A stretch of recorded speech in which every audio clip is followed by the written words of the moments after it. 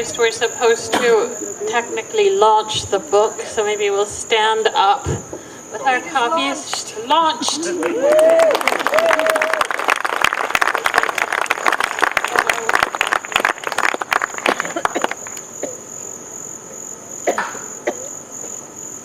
Okay. Yes, that was easy.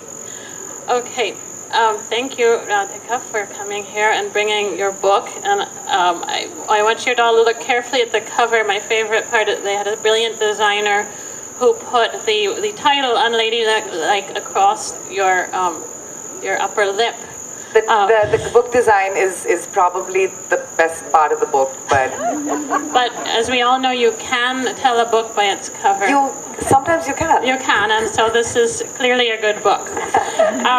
Radhika, you've been in advertising, and you've been a comedian, and then you've now become a writer. So in some ways, you've jumped from one thing to another in quite a long journey. But on the other hand, you already were a writer because you wrote comedy before. So when you decided to write a memoir, you write in your introduction that you didn't think it would be all that bad because you had a lot of experience. And I want to jump to a little bit from her introduction. She says, "I thought it would be like writing a show, and I thought I would crush it in 9 months. It has since been 3 long years of starts and stops and tantrums and smoking my body weight in hash. It has been humbling, it has been exhilarating. And reading the final draft was so uncomfortable I was almost willing to rewrite the whole damn thing."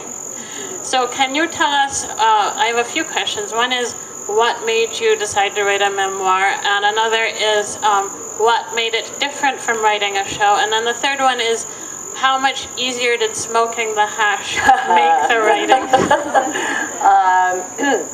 I don't remember anything because I smoked so much hash. So I actually can't answer. No, I'm just kidding.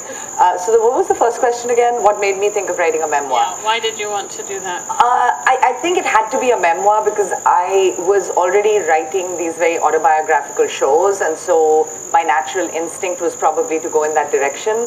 And that's pretty much why that happened. What was the second question? How was it different to write from writing a show? Why was it such a different process? I think the rhythm of a show is so dependent. It's a live thing, so it's very dependent on how the audience is feeling and how it sort of rolls off your tongue. And I guess it's sort of the same for writing a book as well, but I don't know, it didn't feel like that. It felt like it was a slightly different beast, and I had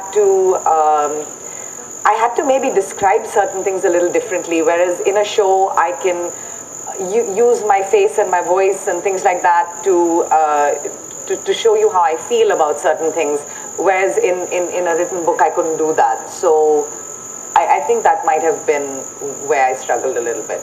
And writing a whole book is very lonely too, right? Yeah, I think writing a show too, the way I write it typically is I'll write 25-30 minutes of material and then play it to some kind of an audience, and then go write a little bit more, and do that kind of thing.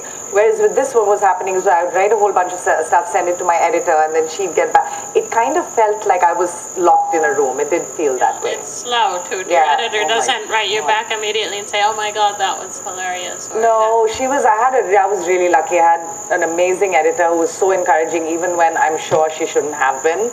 But yeah. Okay, the title of the book is Unladylike because Radhika's writing a memoir about sort of the expectations that a woman faces. I mean, she's writing from an Indian perspective, but women around the world face very kind of stringent expectations about what will make them a woman, how they'll become a lady when they grow up.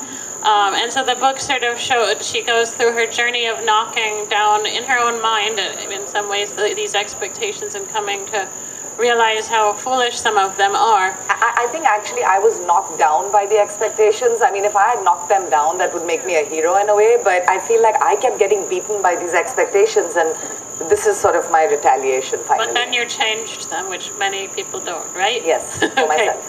So one of a particularly fun chapter is about losing one's virginity, and I found a passage that I really enjoyed. This book, just a little bit of backstory. I have 2 one-woman shows, and the first one was called Unladylike, The Pitfalls of Propriety. So this book has a few stories from that show, but maybe just two or three, and this happens to be one of them. So, if this is virginity, you can have mine. That's the title of the chapter. And I'm going to read to you just a little bit.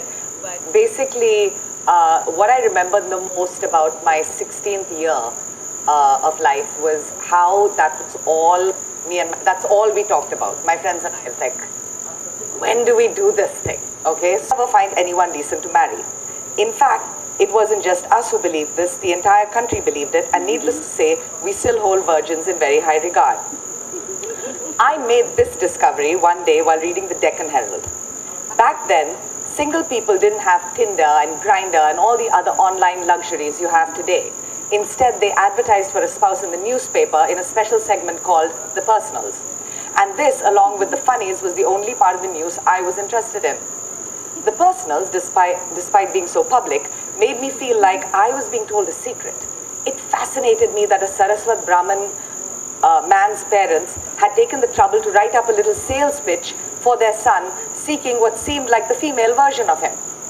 Of course, by the late 80s, caste no bar was trending, and many families were finally opening up to the fact that it was okay to let their children mingle a little. But while one's caste was becoming slightly less of an issue, one's virginity remained a major selling point. I learned this one morning when I came across a description of a woman who, among other things, was an innocent divorcee. Dad, what's an innocent divorcee? A divorced person who didn't consummate the marriage. What's consummate? Please go speak to your mother. So that's what I'll read from that passage. And then I think this kind of segues very naturally, because you were talking about the marital advertisements, into your determination to marry and the fact that you felt sort of trained and hardwired to marry. So maybe you could read from the chapter Determined to Marry. I shall do that. So another chapter, Determined to Marry. So I'm just going to read you a little bit from here. Okay. I was hardwired to want marriage. I never wondered why I would want it, what the benefit of such a union was, none of that. No, I was just conditioned to think that this was part of my future. Several of my close friends had gotten married, and I was starting to feel a little left out of this glamorous-looking club, the membership of which meant you could live rent-free. It wasn't a complete fantasy, though. I did have a boyfriend. We just didn't discuss marriage, the future, or for that matter, the next day. If I was going to close this deal, then I was going to have to do it step by logical step, and my first order of business was to pry an I love you out of him. This, of course, like quitting smoking or Facebook, was easier said than done. Part of the problem may have been that I am not an I love you type of person. I wasn't raised by I love you people. The closest my parents and I have come is lots of love, which we say in a hurried and muffled manner, so that in a court of law one would be hard-pressed to prove that it was said at all. I was, and still am, one of those people who is just embarrassed by the word love. Yet here I was desperate to hear it. And because these words had not been spoken, I spent every waking moment analyzing why. I would plumb the depths of every word, facial expression, and hand gesture for meaning, and helping me analyze all of this was Anuli, whom I would call 11 times a day. I just got off the phone with him, I whispered to her from my desk at the office. He was so abrupt. It's the end. What did he say? Tell me exactly. And see, this is why girlfriends are so important. They allow you to relive moments and details that are boring as hell to anyone other than yourself. The therapeutic value of this is immeasurable, and I feel genuinely sorry for women who don't have girlfriends in their lives. How do they cope? Nothing. He just answered my questions in fucking syllables, and then he said goodbye. Did you call him or did he call you? I called him. Oh my God, I shouldn't have. That is why he was abrupt. He thinks I'm despo. Which I was, I just didn't want to transmit that message to him. He doesn't think you're despo. He just isn't a phone person. What do you mean he isn't a phone person? What is that? That's just an excuse. No, it's not. My Aunt Elnora is not a phone person. She hates the phone. I'm telling you, it's a real thing. I wasn't so convinced. I have an idea. What if I call him? If he's abrupt with me, then we know he isn't a phone person. This was genius. Okay, call me back as soon as you speak to him, I said, and slammed down the receiver. I then proceeded to wait tensely by the phone, hoping a client wouldn't call until my crisis had passed. 10 minutes later, Anuli called back. What happened? I was almost afraid to ask.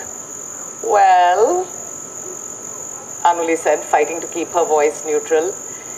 He was pretty chatty actually, but I wasn't going to let her make any excuses for him. See, he's not a fucking phone person. See, he is a fucking phone person. He's just not a phone person with me.